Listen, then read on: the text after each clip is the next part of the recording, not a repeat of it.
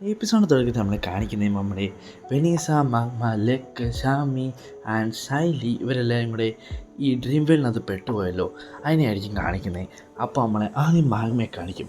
അവനാണ് നല്ല ദേഷ്യം വരും, അവനൊന്നും മനസ്സിലാവുന്നില്ലെന്ന് പറയും. പിന്നെ നമ്മൾ ലെക്ക് പറയും. ലെക്കിനാണെങ്കിൽ ഈ ഒരു വേൾഡ് എവിടെ എൻഡ് ആവുന്നതെന്നൊന്നും മനസ്സിലാവുന്നില്ല. അവനാണെങ്കിൽ സെൻസ് ചെയ്യാൻ നോക്കിയിട്ട് ഈ മാജിക്ക് എവിടെ തീരുന്നതെന്ന് അവനൊന്നും മനസ്സിലാവുന്നില്ല. അങ്ങനെ നമ്മുടെ ഷൈലിക്കാണെങ്കിൽ ഇവിടെ കണ്ട് നല്ല രസമായിട്ട് തോന്നുന്നു. ചാമിക്കും അതേപോലെ തന്നെ. പക്ഷേ വെനീസ പറയുന്നു, വെനീസയുടെ പൂച്ച ഈ സ്പെല്ലിനെ മകാൻ തടുത്തില്ല. അതിൻ്റെ അർത്ഥം ഇതൊരു അറ്റാക്കിംഗ് സ്പെല്ലല്ല, ഇറ്റ്സ് കൈൻഡ് ട്രാൻസ്പോർട്ടിങ് സ്പെൽ. പക്ഷേ ഇത് നമ്മളെ വേറെ സ്ഥലത്തേക്കൊന്നും ട്രാൻസ്പോർട്ട് ചെയ്യുന്നത്, ഡ്രീം വേൾഡ് എന്ന് പറഞ്ഞാൽ മറ്റൊരു ലോകത്തേക്കാണ് നമ്മൾ ട്രാൻസ്പോർട്ട് ചെയ്യുന്നത്. അതിനുശേഷം നമ്മളെ ക്യാപ്റ്റൻ ക്ലോറലിനെ കാണിക്കും.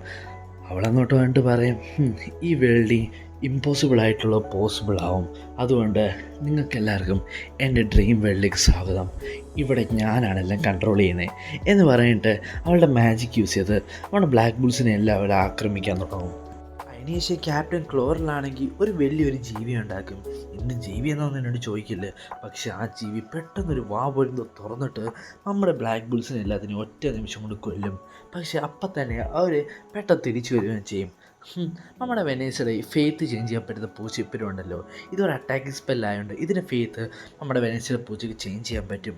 ഇത് കണ്ട് നമ്മുടെ സാലി ചോദിക്കും, എൻ്റെ പൊന്നളിയാ സീൻ വിശ്വസാനം, നിനക്കത് എങ്ങനെ ചെയ്യാൻ പറ്റി? അപ്പോൾ അവൻ വെനീസ പറയും, അത് പിന്നെ എനിക്ക് ഫെയ്ത്ത് ചേഞ്ച് ചെയ്യാനുള്ള മാജിക് ഉണ്ട്. പിന്നെ നീ കുറച്ച് സൂക്ഷിച്ചോണം കേട്ടോ, നീ ഒരു ബ്ലാക്ക് ബുള്ളല്ല, അതുകൊണ്ട് നീ ഇതിൽ നിന്ന് മാറിക്കഴിഞ്ഞാൽ നിനക്ക് എന്ത് ആപത്ത് വന്നാലും ഈ പൂച്ചയെ കൊണ്ട് സഹായിക്കാൻ പറ്റത്തില്ല എന്ന് പറയും. അപ്പം ഷെല്ലി പറയും, അപ്പോൾ ഇതിൻ്റെ ടീം മീറ്റിംഗ് മാത്രമേ വർക്ക് ചെയ്യത്തുള്ളൂ അല്ലേ?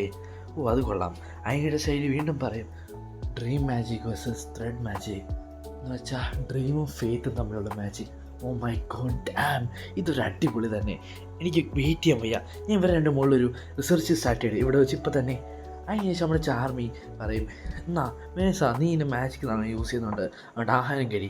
ഇത് കണ്ട് നമ്മുടെ സ്റ്റൈൽ ചോദിക്കും, ചാർമി നിൻ്റെ മാജിക് നല്ല അടിപൊളിയാ, പക്ഷെ നീ ഒരു വിച്ചല്ലല്ലോ അല്ലേ? എന്നിട്ട് ചാർമി പറയും, അല്ല, ഞാനൊരു വിച്ചൊന്നും അല്ല. അതിനുശേഷം നമ്മുടെ ക്യാപ്റ്റൻ ക്ലോർ കണ്ട് ഞെട്ടും. കാരണം നമ്മുടെ മാജിക് പ്രെറ്റി ബാലൻസ്ഡ് ആണ്. ഒരിടത്തുനിന്ന് മാജിക് തീരുവാണെങ്കിൽ ചാമി മാജിക് റീചാർജ് ചെയ്യും. വെനീസയുടെ മാജിക് കാണും, അവരൊന്നും തൊടാൻ പോലും പറ്റത്തില്ല. അറ്റാക്കിന് വേണ്ടി മാഗ്മയും ലെക്കും ഓൾറെഡി റെഡിയുമാണ്. നമ്മുടെ ലെക്കും മാഗ്മയും അടിച്ച് അറ്റാക്ക് ഇടല്ലോ. അതിനെയും നമ്മുടെ ക്ലോൽ ഫയർ മാജിക് ഇല്ലെങ്കിൽ വാട്ടർ മാജിക് ഇല്ലെങ്കിൽ വേറെ ഏതോ മാജിക്ക് കോപ്പി ചെയ്ത് അത് യൂസ് ചെയ്ത് ഇവരെ ബ്ലോക്ക് ചെയ്തു.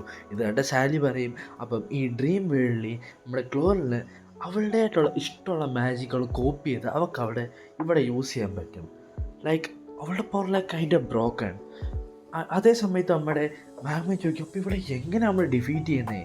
അതിന് നമ്മുടെ വെനീസ പറയും, ഒരു കാര്യം ചെയ്യും, നമുക്ക് ബാലൻസ്ഡ് ആയിട്ട് പോവാം, ഞാൻ ഡിഫെൻസ് ചെയ്യാൻ നോക്കിക്കോളാം, ചാനി നമ്മുടെ എല്ലാവരുടെയും എനർജി റീചാർജ് ചെയ്തോളും, നിങ്ങൾ എൻ്റെ ഒരു അറ്റാക്കിൽ ഫോക്കസ് ചെയ്യും, പിന്നെ ശൈലി നീ അവളെ അനലൈസ് ചെയ്യും എന്ന് പറയും.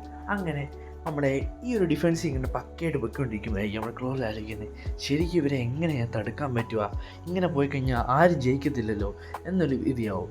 പക്ഷേ അപ്പോൾ നമ്മൾ ക്ലോസ് ഇത് പെട്ടെന്നൊരു വാട്ടർ ക്രിയേറ്റ് ചെയ്തു, ജസ്റ്റ് അതിൻ്റെ ഒരു പോണ്ട്. ആ പോയിൻ്റിനകത്താണ് എന്നറിയെ ബ്ലേഡ് പോലെ ഇരിക്കുന്ന കുറേ മീനുകൾ. ആ മീനുകളിനകത്ത് വെച്ച് ഇവരെ കടിപ്പിക്കാൻ കണ്ടായിരുന്നു പ്ലാൻ. പക്ഷേ അതിന് സൈഡി പറയും, ലെക്ക് നീ അതിനകത്ത് നിൻ്റെ തണ്ടർ യൂസ് ചെയ്തേ, പിന്നെ മഗ്മ നീ അതിനകത്ത് നിൻ്റെ ഫയറും കൂടി യൂസ് ചെയ്തേ. അങ്ങനെ ഇവരുണ്ടിരുന്നത് അങ്ങോട്ടേക്ക് അടിക്കുമ്പോഴത്തേന് ആ വെള്ളത്തിനകത്ത് തണ്ടർ പോയി വീണു, പിന്നെ ഫയറും പോയി വീണപ്പോൾ ഒരു ബിഗ് എക്സ്പ്ലോഷൻ ഉണ്ടായി. ഇത് കണ്ട നമ്മുടെ വെനീസ, മാഗ്മ, ലെക്ക് എല്ലാം ഞെട്ടിപ്പോയി. അതിനുശേഷം നമ്മുടെ സൈഡിൽ എക്സ്പ്ലെയിൻ ചെയ്തോ, നിങ്ങളെപ്പം വാട്ടർ മാജിക്കും തണ്ടർ മാജിക്കും ഫയർ മാജിക്കും കൂടെ കമ്പൈൻ ചെയ്ത് കഴിഞ്ഞാൽ അവിടെ വലിയ ഒരു മൗണ്ടൈനെ പോലും ഡിസ്ട്രോയ് ചെയ്യാൻ പറ്റുന്ന വലിയൊരു എക്സ്പ്ലോഷൻ ഉണ്ടാവും. പിന്നെ എനിക്കിവിടെ മനസ്സിലായ കുറച്ച് കാര്യങ്ങളുണ്ട്. ആ കാര്യങ്ങൾ എന്താണെന്ന് വെച്ചാൽ, ആദ്യത്തെ കാര്യം, അവൾക്ക് ഏത് മാജിക്കിന് വേണേൽ കോപ്പി ചെയ്യാം. രണ്ടാമത്തെ കാര്യം, അവൾക്ക് ഇവിടെ എന്തൊക്കെ സാധനങ്ങൾ ഇവിടെ ഉണ്ടാക്കിയാലും ആ ഉണ്ടാക്കിയ സാധനങ്ങൾക്കെല്ലാം റിയൽ ലൈഫ് വേൾഡിൻ്റെ പ്രിൻസിപ്പിൾ തന്നെയായിരിക്കും ഉള്ളത്. അവിടെ ഒരു മീനെ ഉണ്ടായിക്കഴിഞ്ഞാൽ ആ മീൻ ചത്തു കഴിഞ്ഞാൽ അതിനെ നമുക്ക് തിന്നാം. ആ തിന്നുമ്പോൾ നമ്മുടെ വയറ് നിറയുകയും ചെയ്യും, അതിൻ്റെ രുചി നമുക്ക് കിട്ടുകയും ചെയ്യും. അത് ചെറിയൊരു എക്സാമ്പിൾ. അതിനുശേഷം നമ്മുടെ ലക്കിങ് ആലോചിക്കുകയും, നമ്മൾ നേരത്തെ പറഞ്ഞ തണ്ടർ വാട്ടർ ഫയർ അല്ലേ, ഇത് അവൾക്ക് നോയലിലൂടെ ഒന്ന് പരീക്ഷിച്ച് നോക്കണമെന്ന് പറയും. അപ്പോൾ വെനീസ പറയും, അത് പുറത്ത് പോയിട്ട് പോരെ. അതിനുശേഷം നമ്മുടെ ക്യാപ്റ്റൻ ക്ലോർ പറയാൻ തുടങ്ങും, സോറി, നിങ്ങൾക്കെല്ലാവർക്കും ഇനി റെസ്റ്റ് എടുക്കേണ്ട സമയമായി. അതിനുശേഷം നമ്മൾ ചാമയെ കാണിക്കും. ചാമയ്ക്ക് പതിയെ ഉറക്കം വന്നു തുടങ്ങി. ഇതാണ്ടെല്ലാം ഞെട്ടാൻ തുടങ്ങും. അടി ക്യാപ്റ്റൻ ക്ലോർ വീണ്ടും കണ്ടിന്യൂ ചെയ്യാൻ തുടങ്ങും. ക്യാപ്റ്റൻ ക്ലോർ പറയും, ഈ വേൾഡിൽ വന്ന് എല്ലാവർക്കും ഇത്ര നേരത്തേക്ക് ഉണർന്നിരിക്കാൻ പറ്റും. അതിനുശേഷം എൻ്റെ മാജിക് കാരണം അവരെല്ലാവരും ഉറങ്ങിപ്പോവും. പിന്നെ ഇതുവരെ അറ്റാക്ക് സ്പെല്ലല്ലാത്തതുകൊണ്ട് നിനക്ക് തടുക്കാൻ പറ്റത്തില്ല. പിന്നെ ഒരിക്കലും ഉറങ്ങിപ്പോയി കഴിഞ്ഞാൽ അവരൊരിക്കലും എണ്ണിക്കത്തില്ല. ഇവിടെ എണ്ണിക്കത്തില്ല, റിയൽ ലൈഫിലും എണ്ണിക്കത്തില്ല. എന്നേക്കുമായിട്ട് നിങ്ങൾ മാഞ്ഞു പോവും. അങ്ങനെ അതിനുശേഷം എല്ലാവരും കഷ്ടപ്പെടാൻ തുടങ്ങി, ലൈക്ക് എങ്ങനെയും ഉറങ്ങാതിരിക്കാൻ വേണ്ടി. അപ്പോഴേക്കും നമ്മൾ സാൻഡി പറയുന്നത്, ഓൾറെഡി എനിക്ക് കണ്ണ് നല്ലോണം കാണുന്നില്ല, എൻ്റെ ഗ്ലാസ്സസ് ഇല്ലാത്തതുകൊണ്ട്. അതിൻ്റെ കൂടെ ഉറക്കം കൂടെ വരുമ്പോഴേക്ക് തീരെ കാണുന്നില്ലല്ലോ. എനിക്ക് എൻ്റെ ഗ്ലാസ്സസ് വേണം. എൻ്റെ ഗ്ലാസ്സസ് എന്ത് ചെയ്യും? ഗ്ലാസ്സസ്, എൻ്റെ വട്ടമായിട്ടുള്ള ഗ്ലാസ്സസ് എൻ്റെ വണ്ടിയുടെ ഗ്ലാസ് എന്ന് പറഞ്ഞ് അവളിങ്ങനെ പറയാൻ തുടങ്ങി. പെട്ടെന്ന് അവൾ ഗ്ലാസ് അവളുടെ മുമ്പിൽ വന്നു. അടുത്തോളം മൊത്തം ചെയ്തു. ഇത് കണ്ട് എല്ലാം ഞെട്ടിപ്പോയി.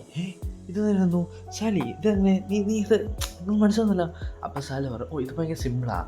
നമ്മൾ എന്താണോ ആലോചിക്കുന്നത് അത് നമുക്ക് കിട്ടും. സോറി, നമ്മളല്ല ആലോചിക്കുന്നത്. ഒരു കാര്യം നമ്മൾ കുറേ തവണ പറയുമ്പം അതിന് നമ്മൾ അറിയാൻ ആലോചിച്ച് പോകത്തില്ല നമ്മൾ ഓപ്പോസിറ്റ് ഇരിക്കുന്ന ആൾ. അത്രയേ ഉള്ളൂ. സാലിനെ കുറേ തവണ പറഞ്ഞപ്പം ക്യാപ്റ്റൻ ക്ലോർ ഗ്ലാസ് എന്ന് പറഞ്ഞ് ആലോചിച്ച് പോയി. അപ്പത്തേനും അവിടെ ഗ്ലാസ് വരികയും ചെയ്തു. അത്രയേ ഉള്ളൂ. അപ്പോൾ തന്നെ സാലി പറയും, ദാ ഒരു മിനിറ്റ്, എക്സിറ്റ് എന്ന് പറഞ്ഞിട്ട് സാലി ഇങ്ങനെ അലയ്ക്കാൻ തുടങ്ങി. പെട്ടെന്ന് ക്യാപ്റ്റൻ ക്ലോറിൻ്റെ മാജിക്കിലോ അറിയാതെ മനസ്സിലും അറിയാതെ എക്സിറ്റ് വന്നു. അവിടെ കുറേ എക്സിറ്റുകൾ ഫോമായി. കേട്ടോ കണ്ടോ, ഇത്രയേ ഉള്ളൂ. ഇനി നമ്മൾ പുറത്തേക്ക് ഇറങ്ങിയാൽ കഴിഞ്ഞു, ഇവളുടെ മാജിക് വേണ്ടി നമ്മൾ പുറത്തായി എന്ന് പറയും. അതിന് ശേഷം പറയും, ഇന്നാ നശിച്ചെടുത്ത് പുറത്തേക്ക് ഇറാം, കാരണം ഇവളെ ഇവിടെ തോൽപ്പിക്കാൻ വേണ്ടി ഇമ്പോസിബിളാണ് എന്ന് പറയും.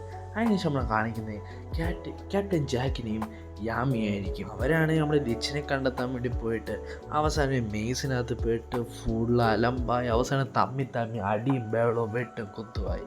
ഏറ്റവും അവസാനം നമ്മൾ കാണിക്കുന്നത് ഗോൾഡൻ ലവ്ലി എടുത്തുണ്ടാവും, മറ്റേ ഡൈസ് ഇടുന്നവൻ.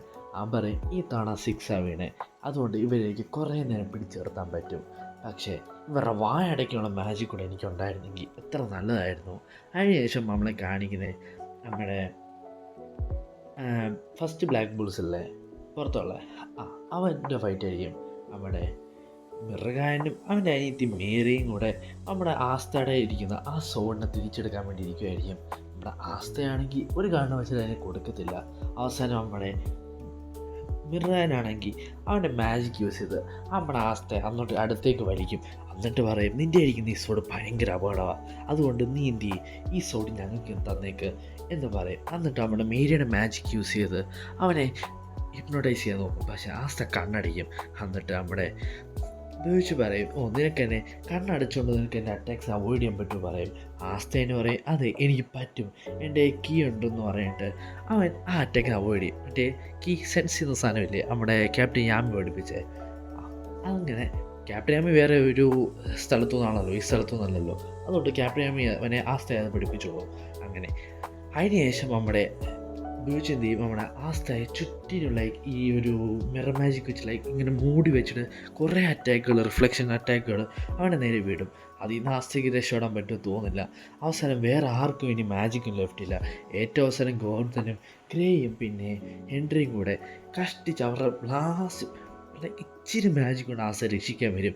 എന്നിട്ട് നമ്മുടെ ഹെൻറി ആണെങ്കിൽ അവൻ്റെ ഫുൾ മാജിക് യൂസ് ചെയ്ത് നമ്മുടെ ബ്യൂച്ചിൻ്റെ എല്ലാ അറ്റാക്കിൽ നിന്ന് രക്ഷപ്പെടാൻ നോക്കും. പക്ഷേ ചെറിയൊരു വിഷയമുണ്ട്, എല്ലാവരുടെയും മാജിക് തീർന്നു കഴിഞ്ഞാൽ അവർക്ക് തിരിച്ച് മാജിക് റീചാർജ് ആവാം. പക്ഷേ ഹെൻറിയുടെ മാജിക് തീർന്നു കഴിഞ്ഞാൽ ഹെൻറി മരിച്ചു പോകും. കാരണം അവന് നോബൽ ഫാമിലിയൊക്കെ ജനിച്ചെങ്കിലും അവന് പണ്ട് തൊട്ട് ഈ ഡിസീസ് ഉള്ളതുകൊണ്ട് അവന് ഒന്നും ചെയ്യാൻ പറ്റുന്നില്ല. അത് മാത്രമല്ല അവരുടെ ഫാമിലിക്ക് അവൻ്റെ ഫാമിലിയുടെ സ്റ്റാറ്റസും ഉള്ളതുകൊണ്ട് അവനെ എന്ത് ചെയ്തു, വലിയൊരു വീടിനകത്ത് ഒറ്റയ്ക്കാക്കി ഉപേക്ഷിച്ചു. അതിനുശേഷം ക്യാപ്റ്റൻ യാമി ഇവരെ കണ്ടെത്തുന്നത് തന്നെ. എന്നിട്ട് ഹെൻറി പറയും, അന്ന് ഞാൻ മരിക്കാൻ പോവായിരുന്നു, അന്ന് മരിക്കാതിരിക്കാനുള്ള ഒരേ ഒരു കാരണം ക്യാപ്റ്റൻ യാമിയും ബാക്കിയുള്ള ബ്ലാക്ക് ബുൾസും ആയിരുന്നു. നിങ്ങളുടെ സന്തോഷം തിരിഞ്ഞും തമാശയും പിന്നെ നിങ്ങൾ തന്ന മാജിക്കുമായിരുന്നു എനിക്ക് ഇത്ര നാൾ ജീവിക്കാനുള്ള കരുത്ത്. ഇനിയും നിങ്ങൾക്ക് വേണ്ടി എനിക്ക് മരിക്കാൻ ഒരു മടിയുമില്ല എന്ന് പറഞ്ഞ് ഹെൻറി പറയും, ഞാൻ ഈ അവസാന നിമിഷം വരെ ഫൈറ്റ് ചെയ്യടാ എന്ന് പറയും. ആസ്തയും പറയും, അതേടാ ഞങ്ങൾ ഒരിക്കലും തോറ്റു കൊടുക്കത്തില്ല, കാരണം ഞങ്ങൾ ബ്ലാക്ക് ബുൾസാടാ എന്ന് പറയുന്നത് ഈ ഒരു അടിപൊളി കിണ്ണാച്ചി എപ്പിസോഡ് ഇവിടെ കൊണ്ട് തന്നെ കാര്യം ഗൈസ്. ഞാനിത് പറ്റുമെങ്കിൽ ഇന്ന് നൈറ്റ് ഫുൾ ഇരുന്ന് ഒരു 5 എപ്പിസോഡെങ്കിലും അപ്ലോഡ് ചെയ്യാൻ നോക്കാം ഗൈസ്. അങ്ങനെ നമ്മൾ ഇനി എന്നിട്ട് നമ്മുടെ മെയിൻ ഏപ്രിൽ ആനിമീസൊക്കെ ഇതിനോട്ട് ഇറങ്ങാൻ പോലെ, അതുകൊണ്ട് ബ്ലാക്ക് ക്ലവർ ഏകദേശം ഒരു ഒരിടം വരെ എത്തിക്കണമെന്ന് എനിക്കൊരു ആഗ്രഹമുണ്ട്. അവിടം വരെയൊക്കെ ഒന്ന് എത്തിച്ചു കഴിഞ്ഞാൽ പതിയെ ബ്ലാക്ക് ക്ലോവറിൻ്റെ സീസൺ 3 അങ്ങ് എൻഡ് ചെയ്യായിരുന്നു. സീസൺ 3 50 എപ്പിസോഡൊക്കെ ഞാൻ എങ്ങനെ തീർക്കുമെന്ന്. അത് കുഴപ്പമില്ല, ഞാൻ തീർത്തോളാം. അപ്പം പിന്നെ നമ്മുടെ വിൻഡ് ബ്രേക്കർ വരുന്നുണ്ട്, ഫയർഫോഴ്സ് വരുന്നുണ്ട്, വൺ പീസ് വരുന്നുണ്ട്. ഓക്കെ, ലൈക്ക് ഫുൾ ഓൺ ആനിമയാണ്. ഞാൻ ഉറക്കമില്ലാത്ത രാത്രികളാണ് എനിക്ക്. ആനിമ ഇറങ്ങുന്നു വിടുന്നു, അത്രേ ഉള്ളൂ കേട്ടോ. വേറെ ചാനലിൽ പോയി കണ്ടിട്ട് അണ്ണാ ഇത് ഇടല്ലേന്നൊന്നും പറഞ്ഞാൽ അപ്പോൾ ഈ വീഡിയോ ഇഷ്ടപ്പെടുന്നതിലൂടെ മറക്കാൻ ലൈക്ക് ചെയ്യുക, സബ്സ്ക്രൈബ് ചെയ്യുക. ആൻഡ് മാക്സിമം കൂട്ടുകാർക്ക് എൻ്റെ വീഡിയോ അയച്ചു കൊടുത്ത് സപ്പോർട്ട് ചെയ്യണേ. പിന്നെ അല്ലെങ്കിൽ കമൻറ്റ് ചെയ്യണേ, ലൈക്ക് ചെയ്യണേ. Tata, bye bye.